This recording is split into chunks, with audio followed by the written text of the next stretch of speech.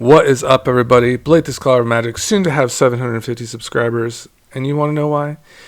Because we are simply giving this deck away. We must. It is in our nature. This is our channel. What will happen? What will happen when we get 10,000 subs? It's going to be like a blinged out something. It's going to be out of this world. It's like never going to be before seen. I do believe, though. I do believe in this concept, and I really appreciate you guys coming out. I wanted to give you an update. I am sending the Balthian Fran out tomorrow, so congrats to Colder Ramen, and also congrats to Vaughn. He's getting a Sensei and Cabal coffers, and also Jared with the Mana Drain. Congratulations, my friends. I got all your addresses written down. I'm actually going to do this because that's what I do. I watch my own channel, if you believe it. I get ideas and I say, oh, it reminds me, hey, I better send those things out. So we do that here. We definitely live up to our kind of our promises, and we're simply sending those out. So thanks for hanging out with us. So what do we got here today, guys? Well, we do have this deck. It is actually clocking in at $255 now, so we better kind of edit that to make it precise. We may have added some more juicy cards. I am happy that it kind of clocked in at this. I'm very comfortable here. For the 750, I was probably looking for like $150 to $200, but I'm okay with this. It seems kind of appropriate. I mostly fired the stream up because I really wanted to show you an amazing card that goes with Taeko. It's like the stealth guy, like a real stealthy, nasty thing. And it really kind of got me excited about Taeko. So Taeko the Patient Avalanche is a sweet Dimir ninja commander. So 4 costed total, 1 blue for that. You get access to black because it has this black symbol right there in its text box. It doesn't have the color identity of a black card per se, like the face up spot. So if you were playing a Sword of Feast and Famine, you could target Taeko with that. If you had like a Sword of Fire and Ice attached to Taeko, you wouldn't be able to target itself any longer with this ability because it'd have protection from blue, which is really weird. And it is blue itself, which is weird. Get your head around that one. All right. So there's that. But in other means, the abilities of this, I'd say, that are relevant, that were most immediately relevant, is the pay blue or black upon it attacking and making a target creature unblockable. It could do that to itself. It could target itself. It does this for one single creature upon it each time it attacks.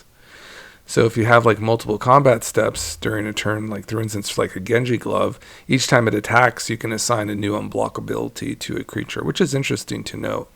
So whenever this attacks in general, like for your combat, which is usually going to be once a turn, you may play a blue mana or a black mana. When you do, target attacking creature can't be blocked.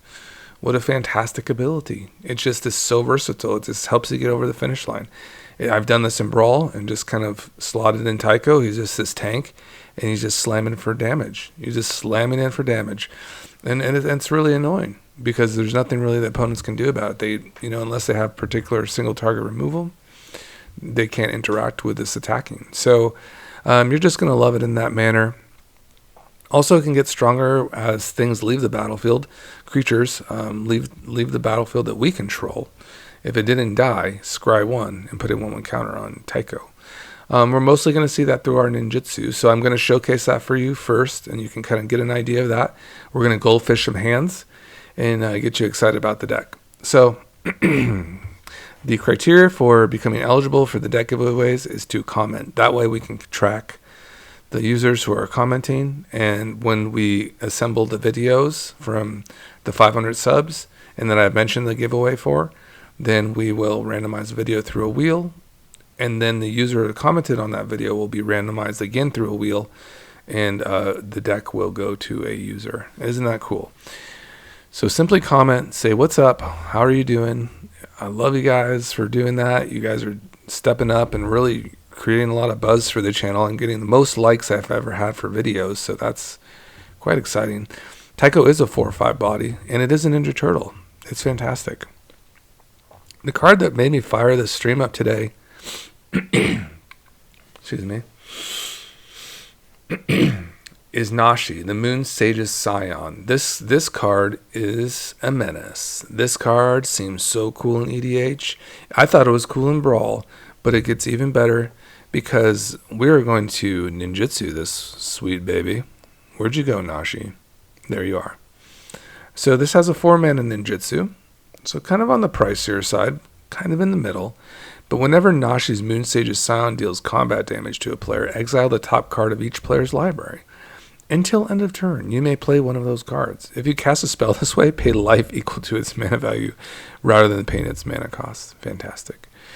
So we meet the function of, if we have like a Taeko on the battlefield, we do a ninjutsu, and we pump up Taeko, get a counter, and then we get this thing firing in. It's going to hit an opponent, and we're going to get that benefit of a free cast from, if we have a spell to cast from, each opponent's, out of the 4, if we have a spell to cast, we'll get to play it by paying life, simply put. So how do we do this? This is the card, guys. So this is the brain. You got to think about this. I need evasiveness. I need cheapness. I need to put these things back on the battlefield. If I'm going to return them in my hand, I need to put them back on the battlefield. So, and get them readily attacking again. The Ornithopter is perfect in this manner. 0 cost. Imagine a sequence such as this. You go Ornithopter turn 1 with an equipment of some sort. It's fine. And you didn't have to invest any mana into playing this creature, right? And this creature is so valuable for us because it's so evasive, especially in the early game. There's simply going to be no flyer on one of your opponent's boards. You're going to be able to get in with the Ornithopter. You're going to swing in with a 0/2, and then you're going to get your, Moon Circuit Hacker, or you're going to get your Mist Syndicate Naga, and you're just going to simply have the Ornithopter not be blocked, and because no blockers were declared, you are going to be given the option to ninjutsu. So let's read this. Ninjutsu blue. Return an unblocked attacker you control to hand. Put this card onto the battlefield from your hand, tapped and attacking. Fantastic. Whenever a Moon Circuit Hacker deals combat damage to a player, you may draw a card. If you do, discard a card unless Moon Circuit Hacker entered the battlefield this turn. That's great card advantage. It's going to come in and it's going to draw you a card for 1 blue. And it's just going to be this body. And then you can just loot from there, draw a discard. So that's pretty nice. Yeah, it's fantastic. So in this manner, what's really interesting about ninjutsu too is that they're already attacking. So there's no way to interact with that. There's no instant speed spells that can say, that's already been declared. The attackers are going through, and this thing is attacking. It literally takes the place of the attacker. So that's really interesting verbiage. You're getting in. What cards are the most busted? Well, it's definitely Yuriko, right? I mean, this card is just obnoxious. This card is probably brings mortal men to their feet.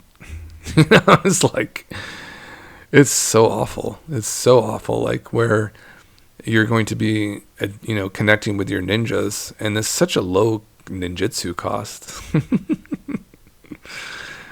So this stupid card, well, we can imagine the Ornithopter once again.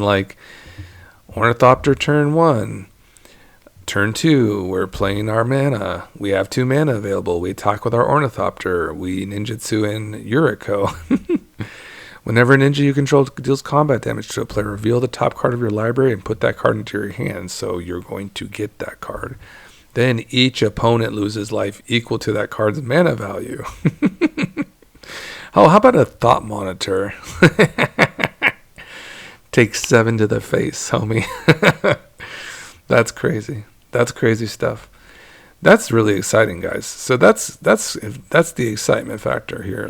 This is exciting stuff, where you're going to get into some really cool value by just, putting some clever interactions in here, putting some things that kind of make sense think of a Magic, right? You have all these cards. They say they're artifacts or creatures, but they're all one and the same thing. They all do things together. You just have to kind of find the right fit, right?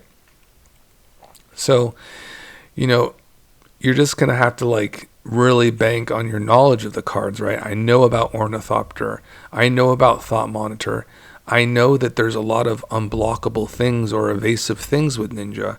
Like I'm simply going to be playing like a lot of things that are not able to be blocked. And that's what my commander does too. It creates unblockability. So in this manner, it's going to be very easy for me to get into equipments and put it on things. If I don't have the ninjutsu thing working out, at least I have these amazing equipments, that synergize overall with what I'm doing. Ornithopter, Thought Monitor, these cards that love to see, other artifacts, for instance. And I'm getting the value. I'm going to get value. I'm going to be able to equip my Buster Sword to, a Triton Shorestalker in some instances. Right? I might be able to put my Buster Sword on this and start getting value and, getting in for damage and drawing cards and also casting them for free if they meet a certain requisite, right? For how much damage I dealt with the Buster Sword. Again, this is my connection to you. I'm offering you this sweet thing, like, to just simply watch these videos, like a Buster Sword. Like, I think I only have one of these, and I'm giving it away because I'm just insane. Like, I'm absolutely losing my mind over here. No, it's fine because I have too many decks, and this is my way of saying thanks. And I am sad that I'm kind of giving this Buster Sword away because I love it. But you can have it. And you can share in my joy. and check this out, guys. There's other things we can put the Buster Sword on. We can play like these amazing cards like Spyglass Siren. Again, like another thing that just gets value by playing this out for cheap. We get to make an artifact, which is what we're doing, right? We're getting some artifact synergy and things that like artifacts. And when this pops back to our hand, we get to play it again. And we get another, another map token. So we get that amazingness. And then we get this awesome flyer where in some circumstances you will equip a Buster Sword to it. And you may equip a Genji blade to it as well. Or a Genji glove. And then all of a sudden your Spyglass Siren is doing 16 damage in the air. And double strike. So each time you deal damage with the Buster Sword, you're going to draw and get a free cast. Oh man, it's just so good. There's nothing like it, guys. For me, there's nothing like that. Where you're just making it happen. So what else to get excited about? Get excited about like cards like Masks of Memory. These cards are 27 cents, and you're simply going to get card advantage for doing damage. Easy as that. So easy. Another cool card from Edge of Eternities, the Hildra Blade. As long as we're ninjutsuing things, and this is, it just has to, an online permanent just has to leave. So if they kill something on our turn, we can simply attach this equipment without paying its equip cost. In that manner, and just providing Taeko with a little bit of a buff is great. We're already going to have like sweet artifacts like Patchwork Banner, which is going to give like a buff to all of our ninjas in that manner. So overall, we didn't go like so full ninjas, but we're still going to get the benefit of a Patchwork Banner. Do we want to play like Vanquisher's Horde? Maybe if we were in Rogues, maybe we can, do something like that. There's also another really sweet anthem that loves, enduring. It's like a curiosity type of effect where, and we do have that in this manner too. So don't worry. We do have the enduring curiosity, but there's another enchantment that does a similar thing to the enduring curiosity, where even if a creature enters the battlefield of the chosen type, you draw as well. So that card is kind of escaping me at this point. We might consider it. Let me know if you guys want, another kind of anthem draw. we'll try to fit it in. I mean, I think we really kind of went pretty hard with some of the double strike. I definitely wanted the double strike with like Fire Shrieker, Genji Glove, and Leyline Axe. But, if there's and I think like I do like the amount of equipments we're playing. So I'm pretty satisfied with the deck, and I think we do kind of make up with cards with like the cards like Enduring Curiosity. So overall, I'm not overly concerned about it, but let me know, guys. Let me know your opinions about that. I did fit in the reality chip, in that manner. So there is one more feature I kind of wanted to talk about before we get into the Goldfish, and I would consider this deck playing about 3 Soul Ring effects and then another Soul Ring effect that is like a 4 mana play. But I meant three Soul Rings because we do have the Soul Ring itself. So for 1 mana, we get a artifact that will tap for 2, colorless, which is very cool. We additionally have the Enigma Jewel. For 1 blue, this will come into play tap. But then we can add 2 colorless as well to activate abilities. What this can pay for is it can pay for equip costs. So that is an ability right there. 2. The 2, it will pay simply, it will be easily pay for that. In addition, the Enigma Jewel will also pay for our ninjutsu costs as well. So it's a very clever way to pay into our ninjutsu. So, if we have a higher cost of ninjutsu, say like a Fallen Shinobi might be a little bit higher on the higher side, right? Our Enigma Jewel can help, pay for this. So it's like having an additional Soul Ring on the battlefield. I don't know if there's going to be a better $255 deck I can make. Like, I'm ready just to like sleeve this thing up, make the one I have now, and then just like literally just, I get to play it anyways, guys, before I give it away. So that's what I did with the Balthier Fran. I kind of get to tune it a little bit from live play. But this deck seems really fun and very appropriate for being powerful. And without, really being like overly, look at me, I'm, doing all this crazy stuff. It's very like kind of appropriately, played. And the things, they seem to be, really fit. They really build cards in this manner where if you are rewarded for like looking for it. Another one is this Omen Hawker here. Additionally, that will pay for our equip costs. It actually will pay for a blue. So if you have a blue, and your ninjutsu will pay for that 1 blue as well. So that's cool. And it also will play for a colorless. So, fantastic. I mean, so basically you have your 3 Soul Rings, right? You have a 1 mana Omen Hawker here. You have a 1 mana Enigma Jewel. And you have the 1 mana Soul Ring. So you get to play 3 Soul Rings. It's unheard of value. So, lots of goodies here. We even play like a sweet like Fatal Push because it's so easy to cast when we have the cards leaving our, during our play and our turns. It's just so very easily castable with the ninjutsu because the things are popping back to your hand. So you get to activate this and for 1 mana take out a 4 mana creature. It's pretty freaking awesome. I'd have to say it's one of my favorite cards for sure. Fatal Push, fantastic. And let's kind of take a look at the rest of the deck. You kind of get an idea of some of the removal we're running. So kind of your common things there. Get to play Reanimate. You have our sweet Planeswalkers. I did include Kaito here for you guys.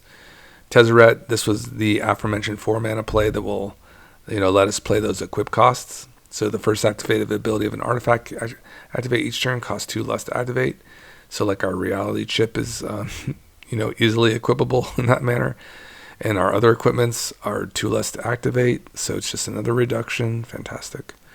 This draws cards, and this is just a ninjutsu nightmare for our opponents. Just absolutely amazing value. And I did put in an Onduro because you can imagine we can create more ninjutsu bodies, some more flyers. And it's just a sweet equipment, right? I thought it was pretty cool. This was a suggestion from one of our friends here. Thanks for commenting. The cranial plating seems really good. Especially because we're running so many artifacts. And then I slotted in an Umezawa's Jite as well. And simply put, this will just be some nice removal as we kind of get in some damage. It can get a nice buff for our things. And we could get in some life in a pinch too. It's pretty sweet. All right, so let's get into some hands. That hand looked really cool. This hand looks really cool too. Absolutely, it looks very, very interesting. So let's draw for turn. So in this manner, why this hand stands out to me, obviously we have our colors represented, even though it didn't look like it. We had our blue and black mana.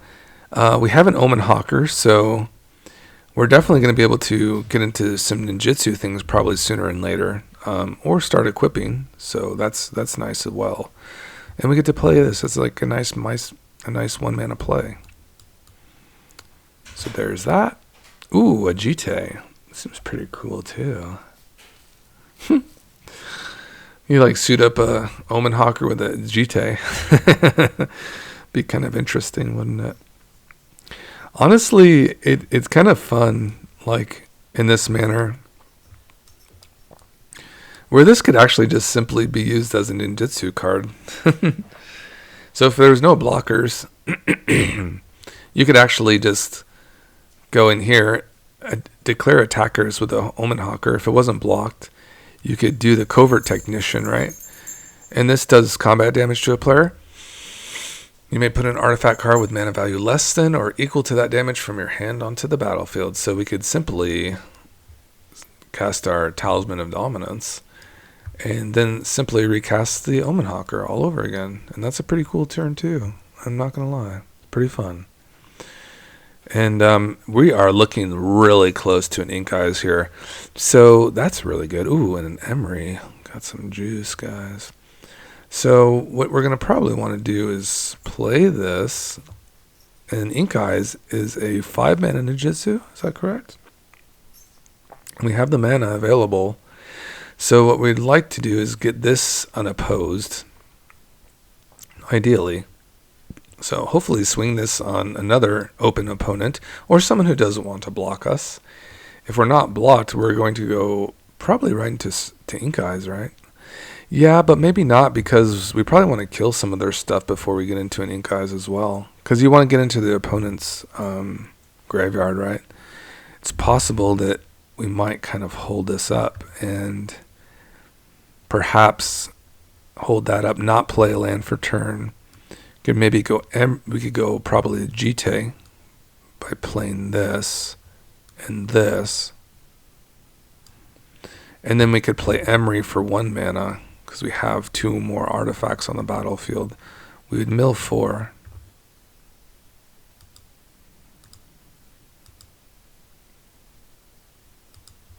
These go into our grave. Lost Jite is very nice. And let's see, we could also equip the Umezawa's Jite by tapping this. So we played 1 for Emry here. Now we can tap our Omen Hawker to equip the Covert Technician and start slamming in. Perhaps now we can hit in with the Covert Technician and start accruing some charge counters, maybe removing things so that we can start getting in some value with our Ink Eyes. Maybe that will be kind of our agenda. And then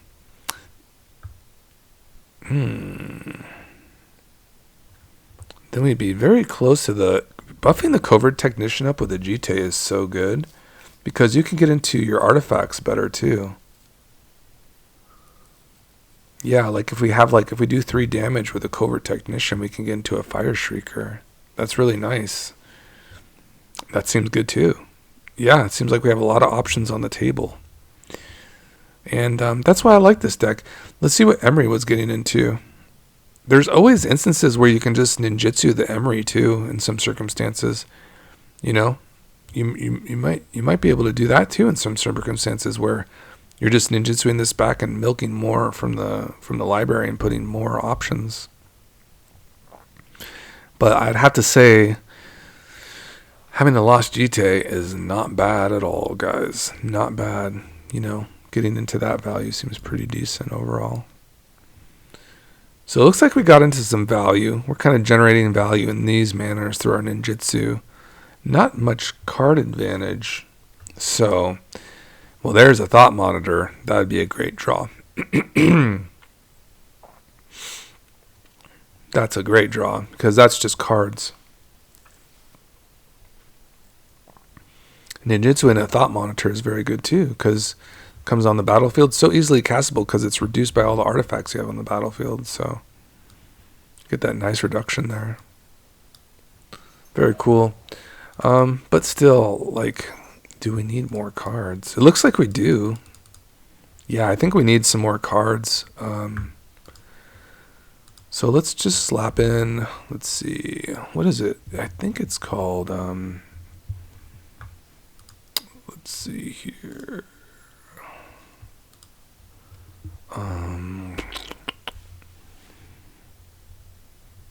Tribal Draw enchantment.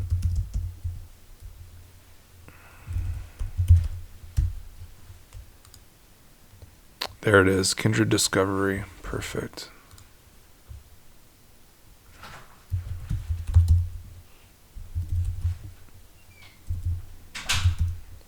Now this is by entering, right? Let's see.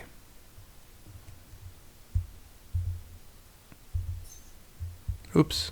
I think this is the one we're doing it on.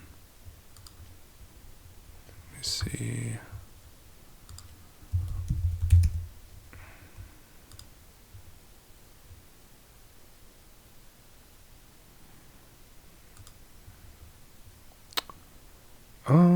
I think I'm going to exit this one. I don't want that one.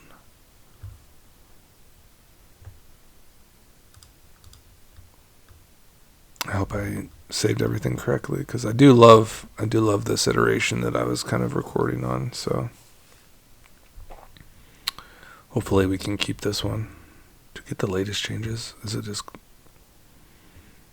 Well, yeah, I like this one, so I'm going to reload this one. Yeah. So this one's a bomb, right? Kindred Discovery. As Kindred Discovery enters the battlefield, choose a creature type. Whenever a creature controlled the chosen type enters the battlefield or attacks, draw a card. So we'll name Ninja and probably get the value a lot because we are ninjutsuing a lot, right? Ooh, baby. Seems really good. So we definitely want that. We seem to be pretty appropriate on our artifacts.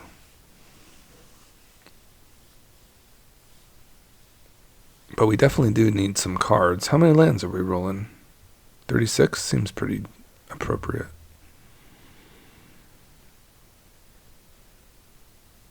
Yeah, we could see how valuable those are. Like the Omen Hawkers and Enigma Jewels, they really kind of drive the action, as you would say. And I think we do play, because we play Emry, like Reanimate is definitely a card. Can always reanimate our opponent's stuff too. But I do think we definitely need creatures. So creatures, I think, are out of the question to be cutting. Ritual effects are pretty cool. I think they're pretty strong when you really have value. Like, if you're running enough value, they can get better, like with Kindred Discovery. But my thoughts on Dark Ritual is you're probably going to want to exhaust its value. And what I mean by that, say for instance you have like a Fatal Push in hand and maybe you have a play in mind. What Dark Ritual does is it like opens up additional plays, and in some circumstances you should be exhausting those plays. And if you might have a swell play already in mind, and maybe you're not like computing the Dark Ritual. The Dark Ritual will definitely bring another play in some circumstances. Like, you might just have to compute a couple more steps, but this card definitely opens up like the possibility for like you really maximizing a turn and really like going to town on your opponent's stuff. So take advantage of your rituals. You definitely want to be able to do that. You know why Ruby does that is because she's naughty, girl. Naughty. Yeah, cuts are always difficult. You probably get away without playing an Extinction Event. Toxic D and Blood on the Snow is probably fine. I do love me an Extinction Event. And we probably play Blood on the Snow only because it's there and we play Faceless Haven. And Faceless Haven is cool. That's why. Secluded Courtyard. Yeah, Yeah, I'd rather just play like a black or blue mana, to be honest. I think we're pretty skewed towards, what are we seeing? I'm seeing a lot of blue. Lots of blue, it seems.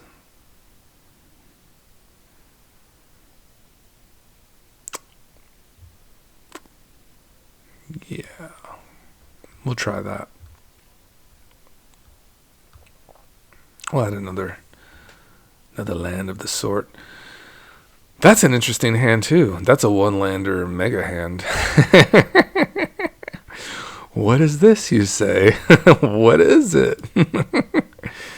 Okay, make sure you guys give me some love for this one. I'll make sure I timestamp this hand because it's a pretty bonkers hand. CEDH. Holy crap, an Ethereum Sculptor. So how do you guys like this one? Dark Slick Shores, Talisman of Dominance, Emry, Lurker of Loch, turn 1.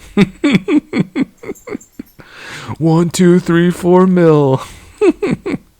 What's happening? What? Genji Glove. What's going on? Oh my god, this hand is absurd.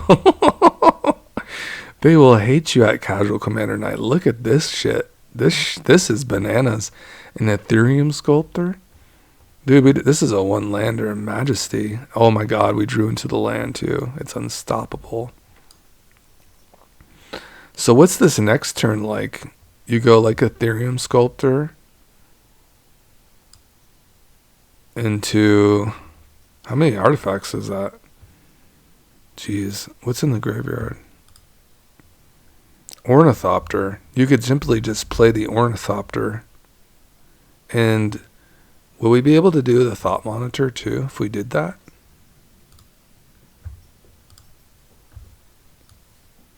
Because these are all artifacts. Okay.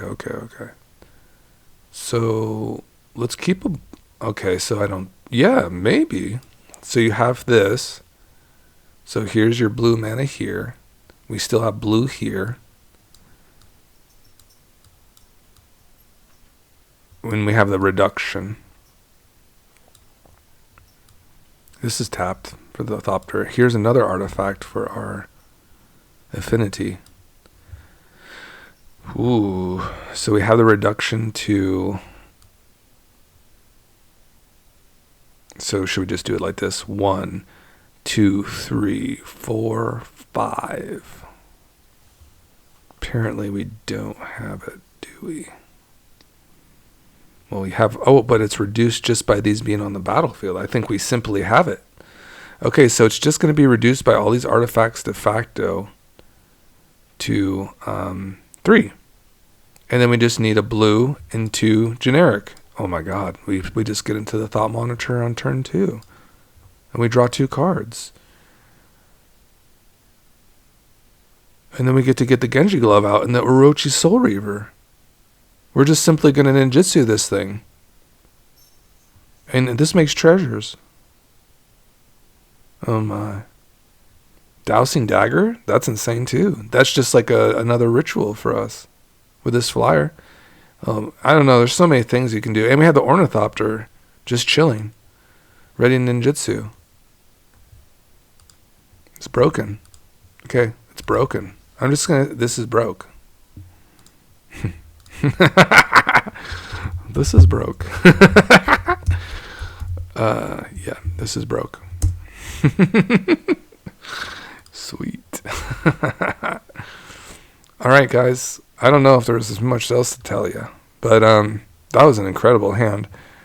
Wow, Soul Ring, Arcane Signet, Emry. Yeah. Or a Talisman. It was a Talisman. I'm floored. I'm completely floored right now, guys. I don't know what to say.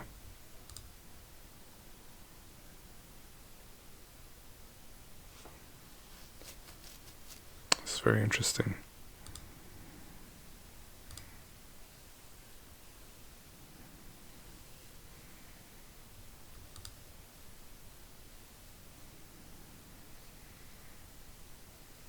It's pretty good. Yeah, we definitely love these hands, guys.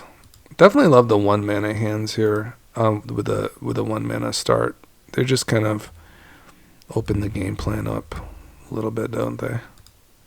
That's a nice draw, isn't it? It's beautiful. Yeah, I mean, in this manner, you might just want to, equip here and start, getting some value, maybe getting a scry off here. If the Enigma Jewel looks good, and you want to draw it, which I think we do, we leave that on top. Get in here, draw 2. That was one of them. Discard a land, I guess, and play Enigma Jewel. Seems pretty good. And it looks like we're kind of on the plan of simply getting value here. Maybe the curiosity comes down.